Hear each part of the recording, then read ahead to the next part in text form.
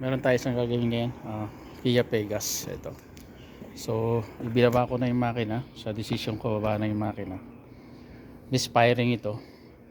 So ginawa ko ng paraan para ma-detect ko ano yung problema, kasi yung coil okay naman, spark plug okay, injector okay.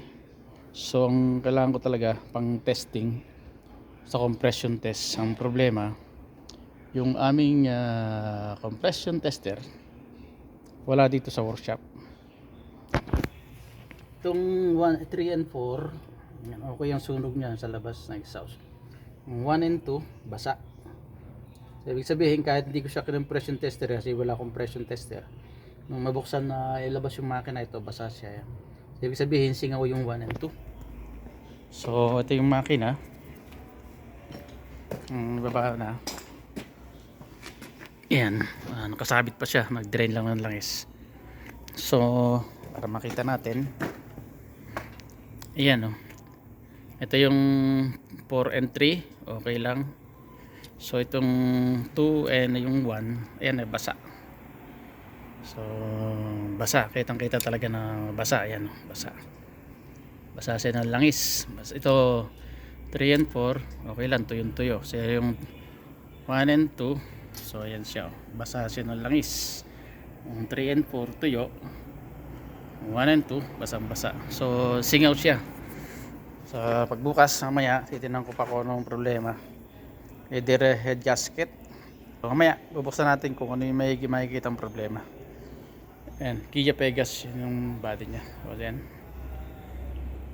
bakla sila cylinder head, makikita natin kung ano yung tunay na problema.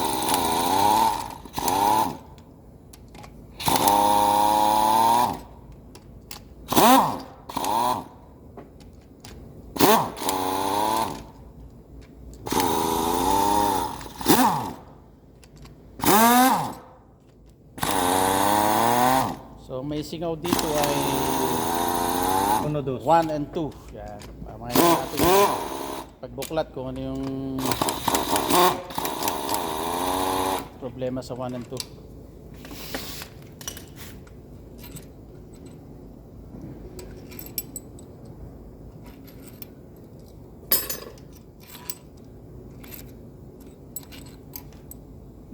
Ada moya. Ayo, ada moya. Moya. Ada 1 and 2. Ada gitu moya ini. Hindi pa thread.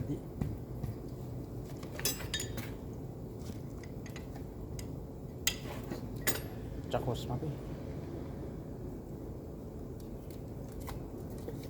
Yan na, binuksan na. Nakita na ang problema. Yung kapit naman yung gasket. So yun yung basa Ayan, talaga. So yung head gasket siya. Ayun ang problema mga kababayan, yung head gasket. Yung sa pagitan ng 1 and 2. So dito siya tumawid, ayan.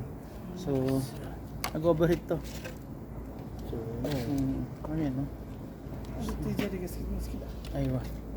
Wala namang kun hindi. Okay, lining good. Gasket lang. Sa ano natin ng gasket. Then ayan yung cylinder head, testingin natin kung may leak yung kanyang valve. So ayan, kalso mo. Okay, lagyan natin ng gasolina. Ayan, kanyang port. Okay, then konting tubig, hangin. Okay, wala. Tani sa intake. May konti.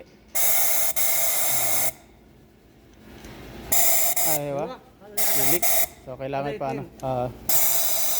Ada jada. Sabi ada replace. Aywa, ada to problem pilik.